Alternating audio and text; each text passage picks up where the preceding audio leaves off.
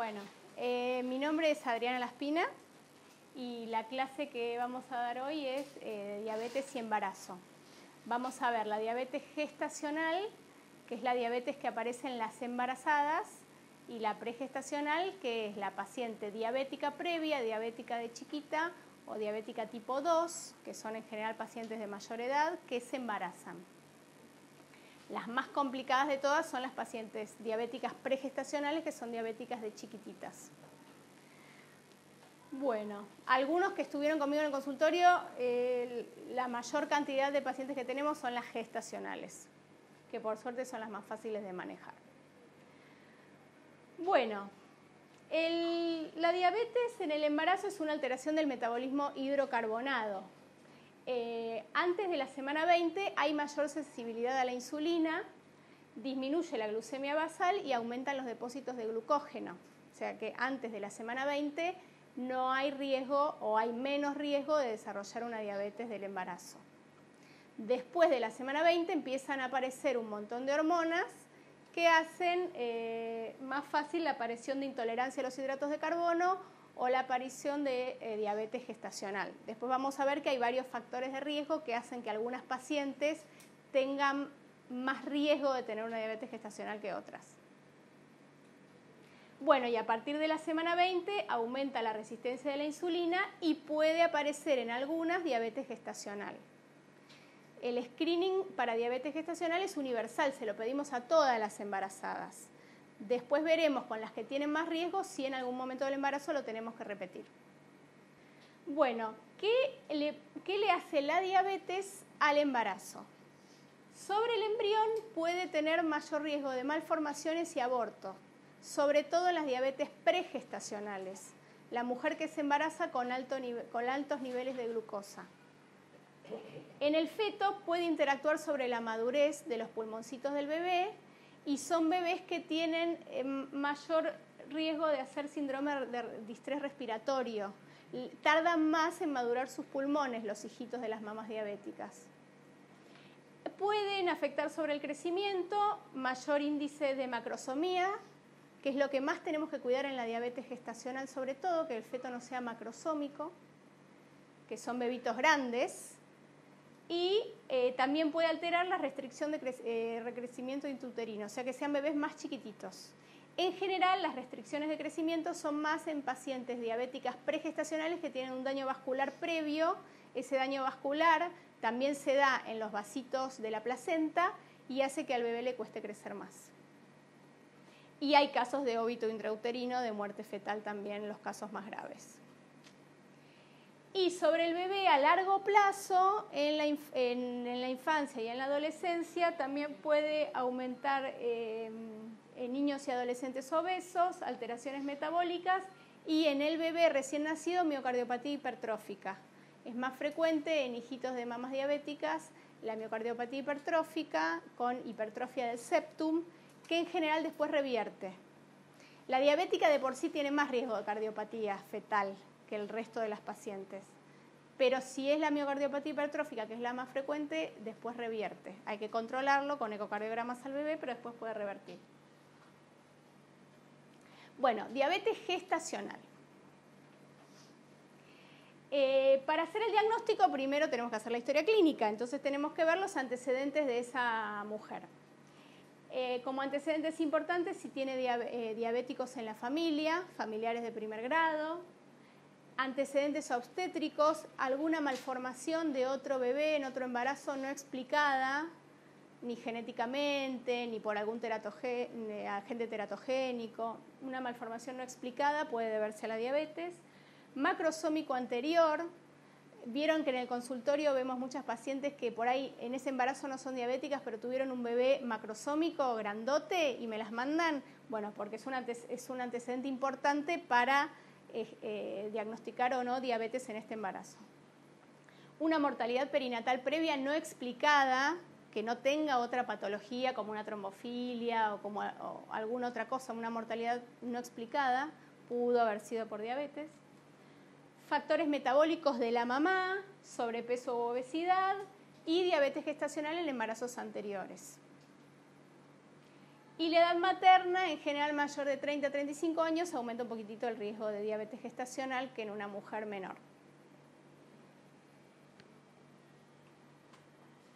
Bueno, y los factores de riesgo asociados a la recurrencia, o sea que en este embarazo que está cursando ahora pueda volver a tener una diabetes gestacional si ya la tuvo anteriormente, bueno, que haya tenido diabetes en el embarazo anterior, obesidad. Por cada punto de aumento del Body Mass Index por encima de 27 aumenta un 18% la incidencia de una nueva diabetes. La multiparidad, esto es por la edad materna. Las multíparas en general son mujeres más grandes de edad porque ya tienen varios hijos. Entonces la multiparidad asociada a la edad aumenta el riesgo de diabetes. Un diagnóstico temprano de diabetes gestacional, por ejemplo, en la semana 17, 16, la paciente ya tiene 2 hiperglucemias en ayunas, entonces hago el diagnóstico de diabetes gestacional, pero muy tempranamente, o necesidad de tratamiento con insulina, que en ese embarazo tenga que hacer tratamiento con insulina para bajar la glucemia, hablan de mayor severidad del trastorno. Obviamente, cuanto más temprano y si tiene que usar insulina y cuanto más unidades de insulina tiene que usar, mayor severidad del trastorno. Esto como factores de riesgo. Bueno, otros más factores de riesgo de recurrencia de diabetes, macrosomía fetal en el embarazo anterior, edad materna, por cada año encima de los 30 años aumenta un 15% el riesgo de diabetes gestacional, aumento de peso entre el previo y del primer embarazo y el peso actual. Nosotros acá con la doctora Micone y con algunas de las residentes hicimos un trabajo relacionando el Body Mass Index inicial de la embarazada y el aumento de peso con el peso del bebé al nacimiento y se asociaba solo esos dos factores a macrosomía fetal. O sea, ya que la mamá fuera gordita antes de estar embarazada y de sobrepeso u obesidad y aumentara mucho de peso, tenía fetos más macrosómicos. Insulinoresistencia. La insulinoresistencia es un factor de riesgo para diabetes gestacional. Mujeres que tienen diagnosticado una insulinoresistencia, que son mujeres que les cuesta embarazarse, en general hacen tratamiento con metformina. Por la insulinoresistencia, la metformina las ayuda a ovular, mejorando el microambiente ovárico, porque las insulinoresistentes vieron que tienen a nivel ovárico muy aumentadas las hormonas, los andrógenos. Eso hace que no ovulen del todo bien. La metformina, al mejorar la insulinoresistencia, hacen que ovulen mejor y se embaracen. El percentilo, esto se hace circunferencia abdominal del bebé en la ecografía. Circunferencia abdominal mayor al percentilo 75 en semana 28. Si yo tengo un bebé que viene creciendo bien en la ecografía y cerca de la semana 28-30 aumenta mucho el percentilo de crecimiento de su abdomen, tengo que por ahí pedirle otra curva para hacer diagnóstico de diabetes porque puede ser una mamá que esté haciendo una diabetes gestacional ahí. Es un bebé que engordó de golpe, entonces tengo que descartar diabetes gestacional. Polidramios también, la diabetes puede dar polidramios y diabetes gestacional en embarazo anterior, como dijimos, es un factor de riesgo para diabetes gestacional en este embarazo. Bueno, y esto es un riesgo predictivo de volver a tener diabetes gestacional si en el embarazo anterior tuvo diabetes gestacional y el bebé pesó esto. Si en el primer embarazo tuvo diabetes gestacional y el bebé pesó menos de 2,5 kilos, tiene un riesgo de recurrencia en este nuevo embarazo de un 30,8%. Si el bebito en el embarazo anterior con diabetes gestacional pesó entre 2.500 y 3.999, tiene un riesgo de 32%. Y si pesó más de 4 kilos, tiene un riesgo de 48,9%, casi de un 50%. Esto no es para que se lo sepan de memoria ni nada, porque nadie les va a preguntar el porcentaje. Es para que tengan idea que además de haber la diabetes gestacional previa como factor de riesgo, el peso del bebé es muy importante. También como factor de riesgo para un próximo embarazo. Bueno, ¿cómo hacemos el diagnóstico de diabetes gestacional? La mamá viene en la primera consulta. En toda primera consulta nosotros le pedimos toda una rutina de laboratorio. Dentro de esa rutina le pedimos una glucemia en ayunas. Si esa glucemia es de 100 o menor, nosotros la consideramos normal. Perdón, menor a 100 la consideramos normal. a las 24 o 28 semanas le hacemos la curva de glucemia. Si cuando le hacemos la curva de glucemia, la glucemia a las 2 horas le da menor a 140, acá, y no tiene factores de riesgo de todos los que hablamos antes, descarto diabetes gestacional. Si le dio bien, pero tiene factores de riesgo, alguno de todos los que hablamos antes, le repito en semana 30-33 una nueva curva.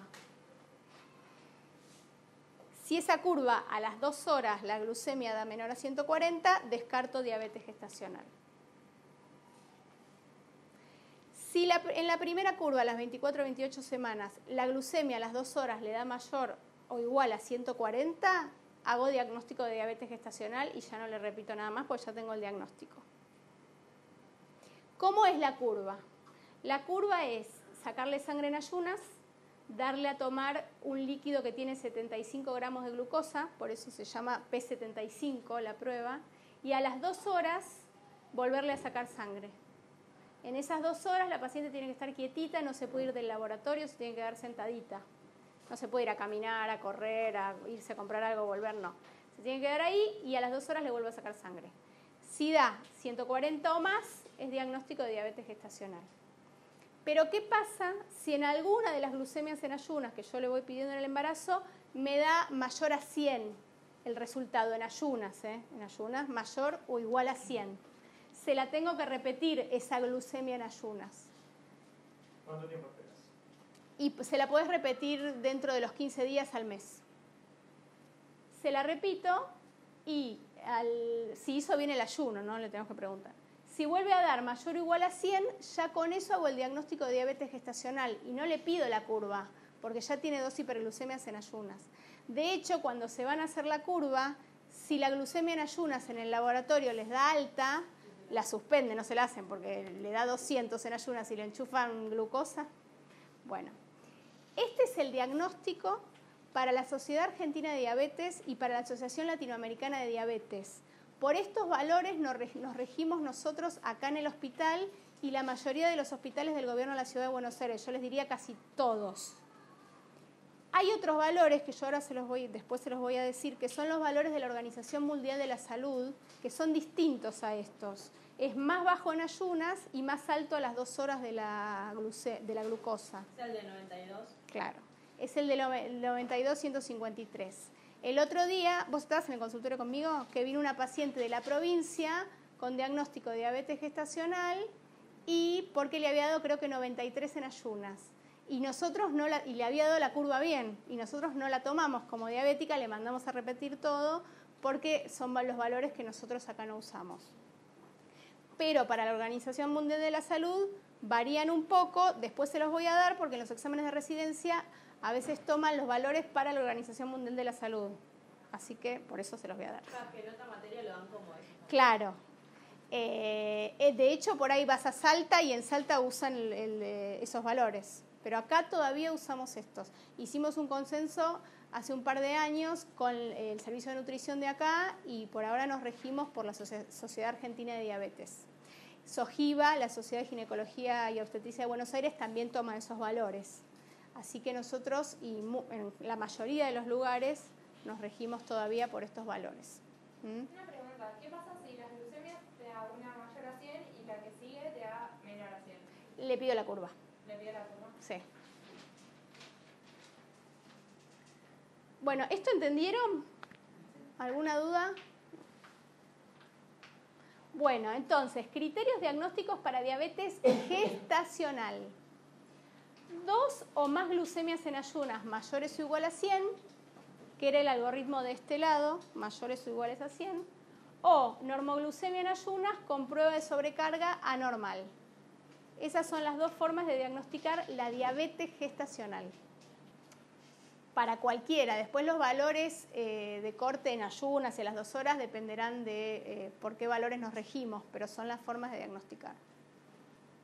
Bueno, clasificación de Frenkel. La clasificación de Frenkel es una clasificación práctica muy antigua que nos sirve para poder separar las diabéticas gestacionales, para poder diferenciarlas. porque no es lo mismo una embarazada que me da la curva normal en ayunas y 141 a las 2 horas que una que tiene 2 valores de 200 en ayunas. No se va a comportar igual. ¿Cuál va a ser peor? La última que dije. Muy bien, claro, la tercera acá. Bueno, la clasificación de Frenkel. Las A1, diabética gestacional A1, tienen glucemia en ayunas menor a 100, o sea, normal, y la prueba de sobrecarga anormal. Allá tiene el diagnóstico de diabetes. Sí, le hago la curva y le da mal, diabética gestacional A1. Las A2 son las que tienen 2 glucemias en ayunas altas, entre 100 y 129. Serían las que estaban del algoritmo de este lado, las que tienen ya la hiperglucemia en ayunas. Y las B1, no hay A3 ni B2, porque en otra cursada me preguntaron eso, no.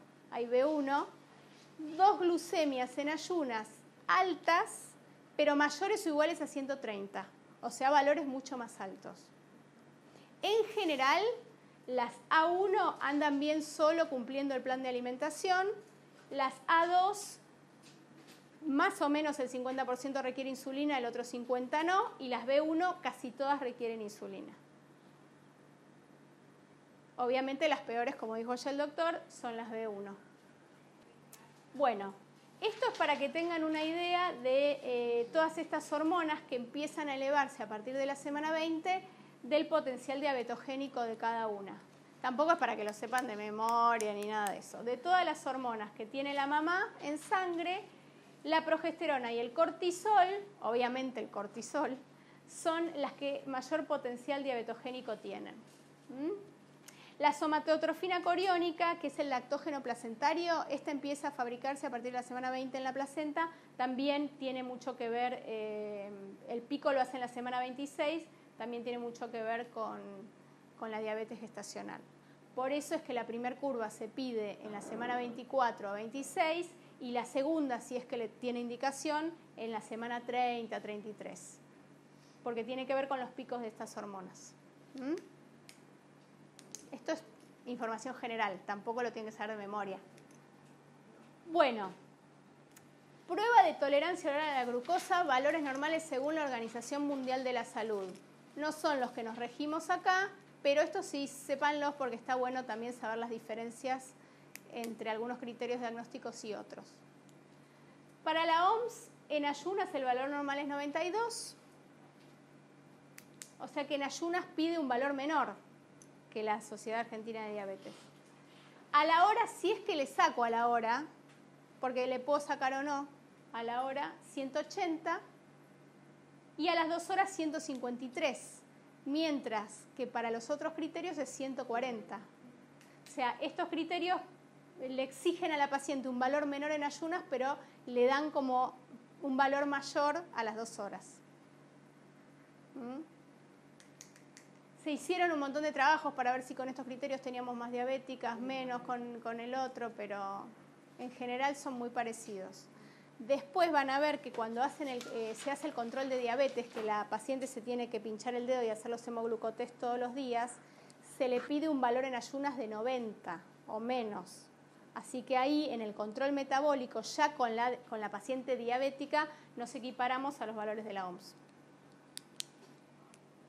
Pero esto, sépánselo porque en los exámenes de residencia a veces preguntan. Lean bien si dice para quién, los valores para quién. Bueno, esto es para la Sociedad Argentina de Diabetes, de nuevo, 100 y 140 o más.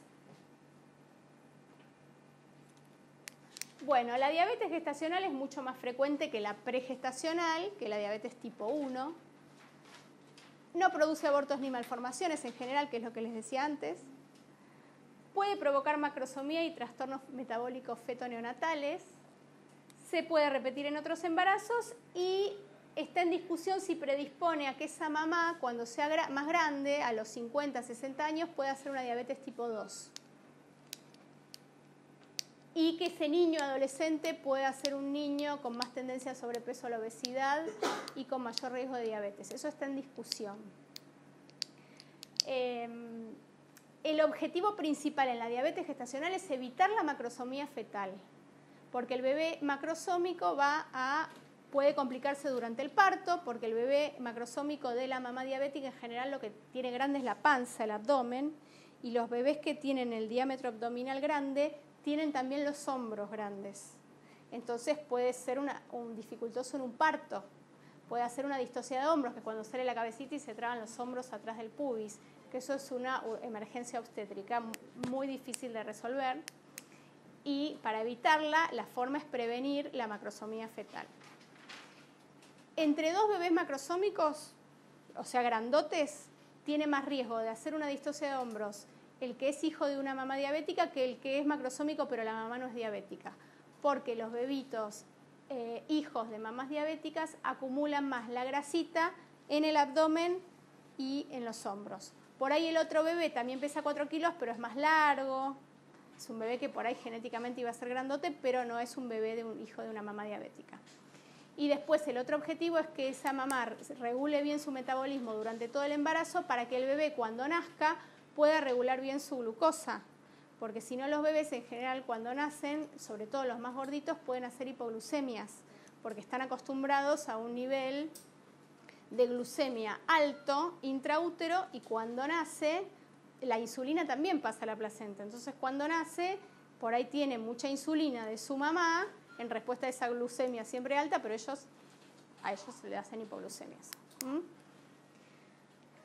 Bueno, ¿cómo es el seguimiento? Nosotros acá la seguimos en obstetricia y en el servicio de nutrición.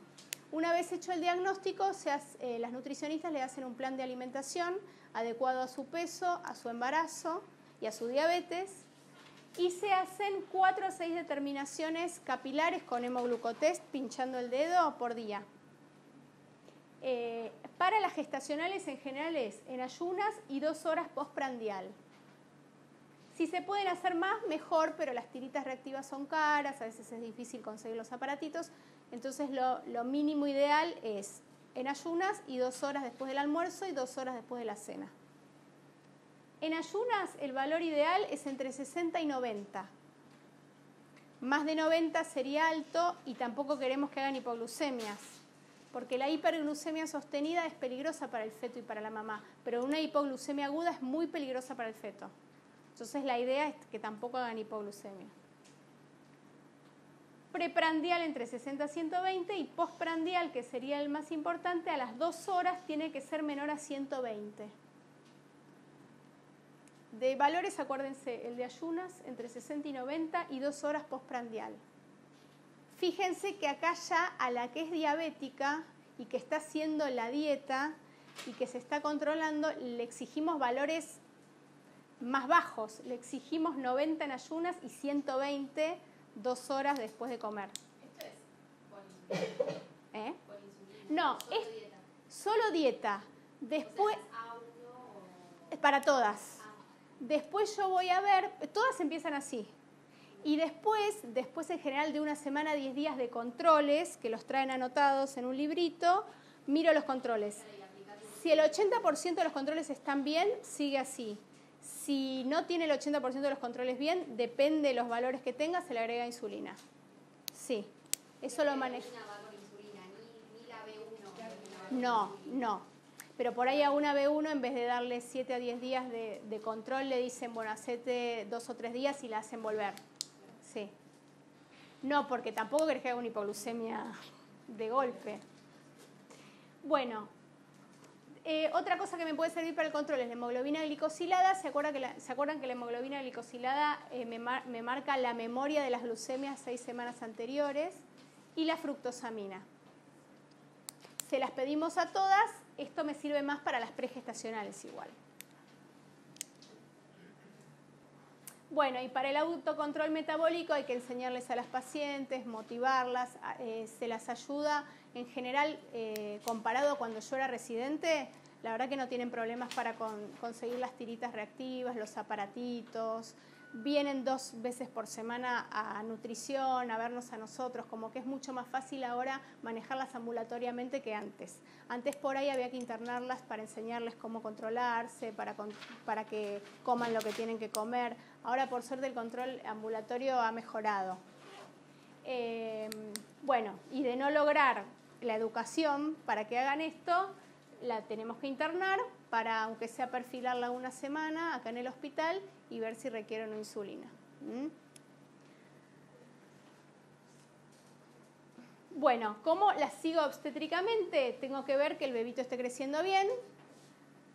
Para el crecimiento sirve la altura uterina, que es lo que nosotros hacemos en el consultorio y que yo les digo que es muy operador dependiente, y la eco. En general a estas pacientes lo ideal sería, no les digo una ecografía por mes, pero tener ecografías más seguidas. Tienen criterios para pedirles más ecografías de las que se piden un control prenatal habitual de bajo riesgo. Y del bienestar fetal, el monitoreo fetal anteparto y por supuesto intraparto que le pedimos a todas las pacientes. En general las que no requieren insulina y que el crecimiento está bien del bebé solo necesitan estas cosas, no necesitan Doppler, no necesitan monitoreos en edades gestacionales tempranas. ¿Cuánto más o menos el monitoreo de cada cuánto? La gestacional, si no tiene insulina, a partir de la semana 38. Si tiene insulina, se lo adelantamos a la semana 34. 34, 36. Sí, una vez por semana. Y a las pregestacionales, semana 32. Porque esas sí pueden tener daño vascular. Esas van con Doppler, van con todo. De hecho, se internan, después les voy a decir, en semana 36 esas pacientes, porque esas son más complicadas. Bueno, criterios de internación. ¿Cuándo las tengo que internar? Si quiero optimizar el control metabólico, o sea, si veo los controles y son un desastre, por ahí no cumple, no viene a nutrición cuando tiene que venir, no cumple mucho con el plan de alimentación, no consigue las tiritas, no se aplica la insulina, bueno, la interno para mejorarla metabólicamente, por ahí después le puedo dar el alta embarazada. Si tiene alguna complicación o intercurrencia, y si no, por protocolo, esto es un protocolo del hospital que compartimos con la mayoría de los hospitales de la Municipalidad de Buenos Aires, pero en otros lugares se puede manejar un poco distinto. Las internamos en semana 39 para controlarlas una semanita y en semana 40 que nazca el bebé. Siempre la idea es que tenga un parto normal. Si arranca con trabajo de parto sola, mejor. Si no, se hará una inducción. En la semana 40, las que no usan insulina. Y las que usan insulina en semana 38. Las internamos. Y vemos de finalizar el embarazo, semana 39, 40, depende si presenta alguna complicación o no, depende del tamaño del bebé, depende de las unidades de insulina que requiera.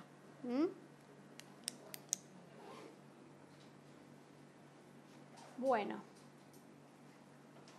si tenemos que interrumpir el embarazo antes del término, lo ideal sería hacer una amniocentesis para ver maduración pulmonar. Acuérdense que los hijos de las mamás diabéticas maduran su pulmón más tardíamente. Entonces, lo ideal es hacer una amniocentesis y ver si está maduro, a ver si lo puedo sacar o no. Si no, hay que hacer una maduración pulmonar. ¿La maduración pulmonar con qué es? ¿Con qué medicación? Dexametasona. Claro, con dexa o con betametasona, que son corticoides. El corticoide, ¿qué hace? Aumenta la glucemia. Entonces, tengo que tener mucho cuidado con la maduración pulmonar en estas pacientes. En general las tengo que madurar internadas. Bueno, una vez que sé que el bebé está maduro, puede tener un parto, no hay problema, no es indicación la diabetes y menos la gestacional de una cesárea. Puede tener una cesárea, eso ya va a ser criterio obstétrico. Y a las 6 semanas postparto la tengo que reclasificar. A las 6 semanas le pido una nueva curva para ver si le da normal, a la mayoría le da normal, o si le da alterada para seguirla, porque algunas pacientes de una diabetes gestacional pueden seguir diabéticas un tiempo. Es raro, pero a las 6 semanas la tengo que reclasificar. A las 6 semanas que ya nació el bebé. Bueno, pregestacionales. Estas son las menos frecuentes, pero son las más complicadas, las más complejas porque son las que tienen mayores complicaciones. Bueno, las pregestacionales pueden ser las insulinorequirientes o las no insulinorequirientes. En general, las insulinodependientes son las que son diabéticas desde pequeñas, 6, 7 años, que vienen con insulina de toda la vida. Y las no insulinodependientes son las mujeres más grandes, que ahora hay muchas que se embarazan, diabéticas tipo 2, que están con hipoglucemia anteorales. Bueno, se usa una clasificación para la diabética pregestacional que no se la tienen que saber de memoria porque es larguísima, nadie se la sabe de memoria, que es la clasificación de Priscilla White, pero que sirve para ver el daño vascular que tiene cada paciente y cuál sería más grave. En una época acá había un jefe de departamento que le gustaba mucho tomarla en las recorridas, la clasificación de Priscilla White, pero yo creo que ahora no hay nadie que la tome así porque es larguísima. Yo les puse algunas para que se den cuenta cuáles son como las más graves. Y que de todas hemos tenido embarazadas acá. Uno dice, no, pero ¿cómo una embarazada? ¿Se va a embarazar una trasplantada renal? Sí, hemos tenido todas las variedades. Bueno, la clasificación de Priscilla White me divide a las pacientes diabéticas con complicaciones vasculares o sin complicaciones vasculares. Puedo tener una diabética pregestacional pero sin complicación vascular para nada y otras con complicaciones vasculares, obviamente las más graves son las que tienen complicaciones vasculares, que muchas tendrían contraindicado el embarazo. Bueno, de las complicaciones vasculares puedo tener las que tienen retinopatías, que muchas tienen contraindicado el parto normal, depende qué retinopatía tengan, las nefrópatas, las cardiópatas, todas pensando que también son diabéticas, Y Priscilla White las divide. Las del grupo A, la curva patológica, que serían las pregestacionales, sin complicaciones vasculares. Las del grupo B, las diabéticas pregestacionales de menores de 10 años de evolución, que serían la mayoría las tipo 2, que son las que usan hipoglucemiantes. Las del grupo C, entre 10 y 20 años de evolución de diabetes, y las del grupo D, las peores, más de 20 años de evolución de diabetes. A estas, las de más de 20 años de evolución de diabetes, se le puede sumar hipertensión, arteriosclerosis pelviana, nefropatía vascular, abortos a repetición, coronariopatía, retinopatía proliferativa grave y trasplante renal. Tiene alguna regla memotécnica, esto sí lo ven, la E de esclerosis, la F de nefropatía, la G de abortos a repetición, que sería de alteraciones gestacionales, la H de heart, coronariopatía, la R de retinopatía y la T de trasplante. Nada, es informativo para que sepan lo que es la clasificación esta de Priscilla White, porque es importante que tengamos idea de qué es, para qué se usa. Bueno, factores de mal pronóstico para la diabética pregestacional embarazada. Cetoacidosis, obviamente. En un cuadro agudo de cetoacidosis diabética puede terminar con óbito materno y óbito fetal. En general, cuando la mamá hace una cetoacidosis, intento recuperar a esa mamá y lo ideal es que una vez recuperada de su cetoacidosis, finalizar el embarazo o no finalizarlo en el momento de la cetoacidosis, porque el bebé en ese momento nace con más daño metabólico. Pero tengo que ver, si la mamá está muy comprometida, por ahí tengo que terminar el embarazo. Lo ideal es mejorar a esa mamá de su cetoacidosis y después ver si tiene criterio o no de finalización del embarazo. Hipertensión arterial o preeclampsia, factores de mal pronóstico para una diabética, pero que tiene mayor riesgo también de hacerlo. Pielonefritis crónica, si ya tiene un daño renal crónico. Y si es negligente, obviamente, incumplimiento, consulta tardía, bajo nivel socioeconómico, pero relacionado a la negligencia. En estas pacientes es muy común verlo, porque son pacientes que son diabéticas desde muy chiquitas.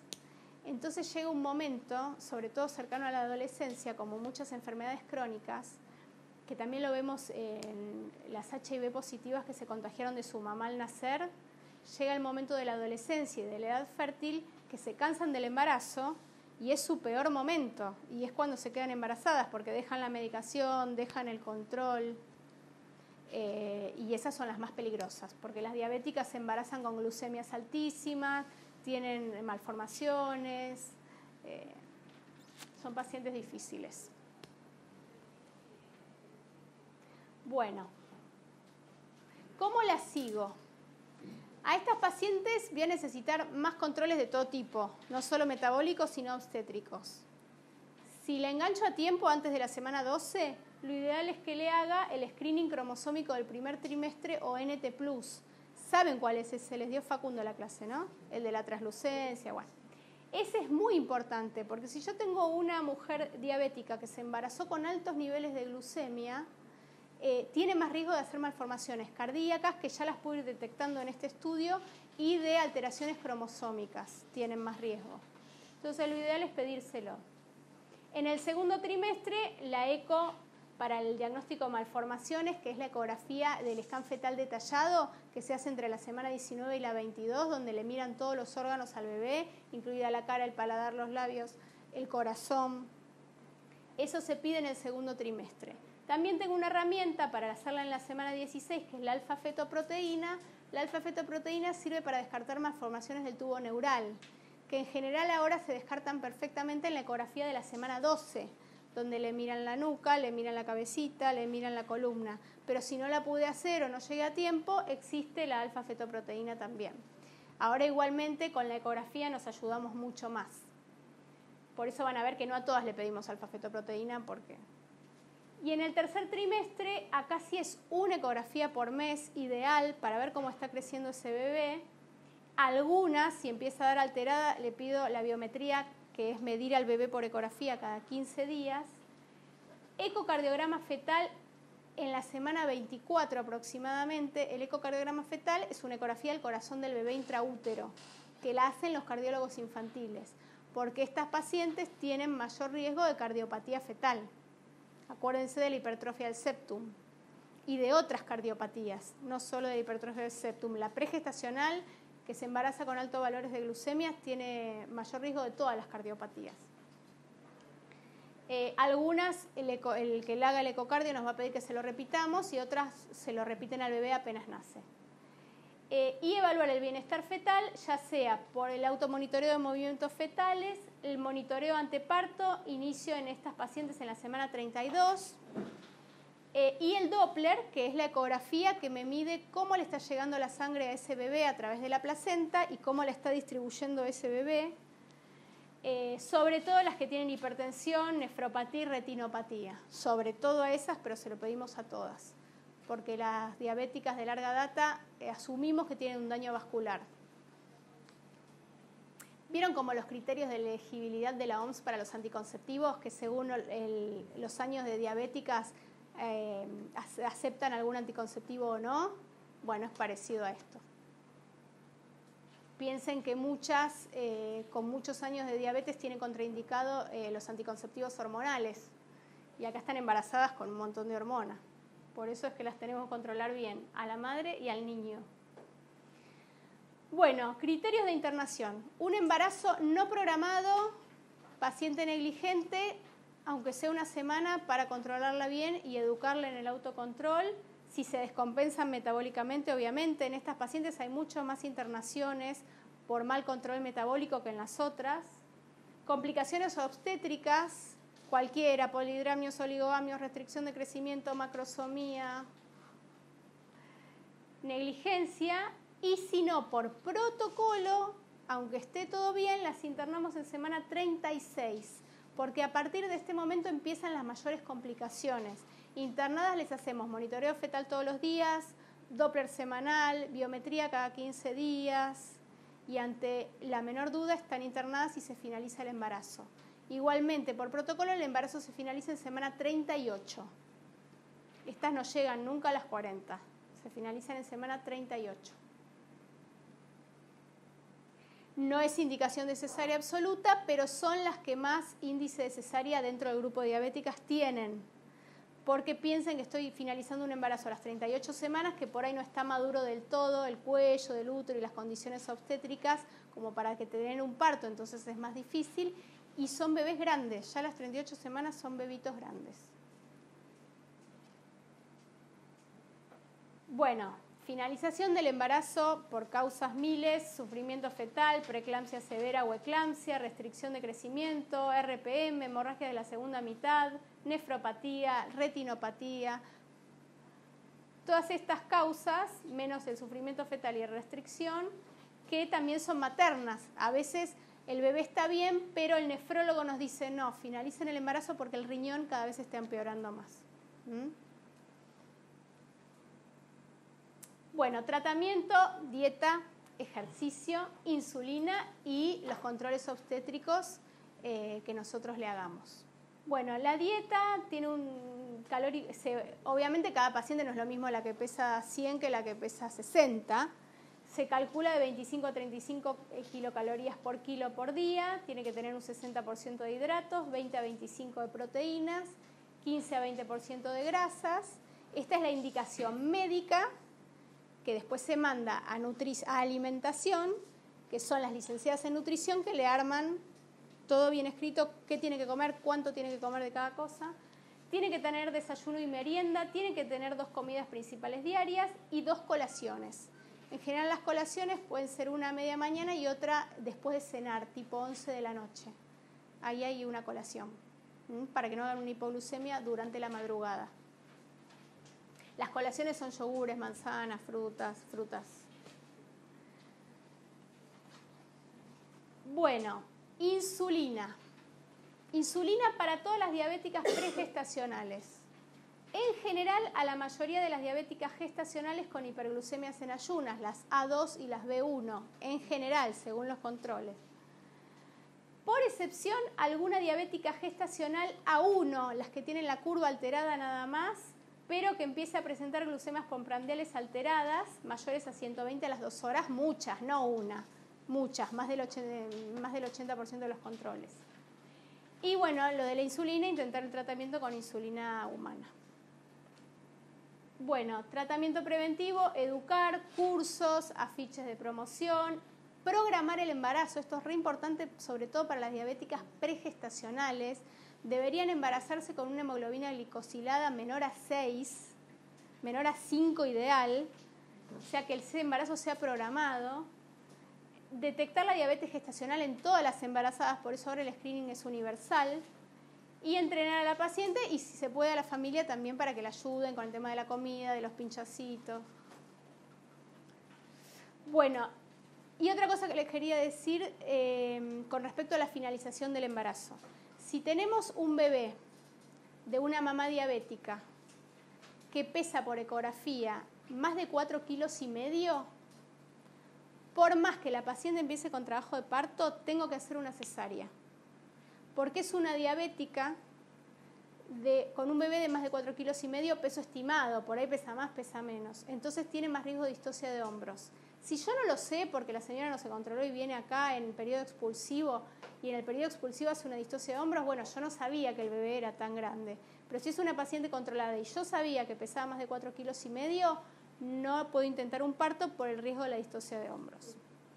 Si pesa entre 4 y 4,5 y arranca con trabajo de parto sola, puedo hacer una prueba de parto, aunque sea diabética. Pero si la tengo que inducir, no sé, son 40 semanas, le tengo que terminar el embarazo, por ecografía me dicen 4,300, no la induzco, hago directamente una cesárea. ¿Entienden la diferencia? Bueno, en una no diabética no sería tan tajante la finalización sí o sí por cesárea, pero en una diabética sí, porque los bebitos de más de 4 kilos me van a acumular más la grasa, donde les dije, en la panza y en los hombros. La panza no me importa porque es blandita, pero los hombros no.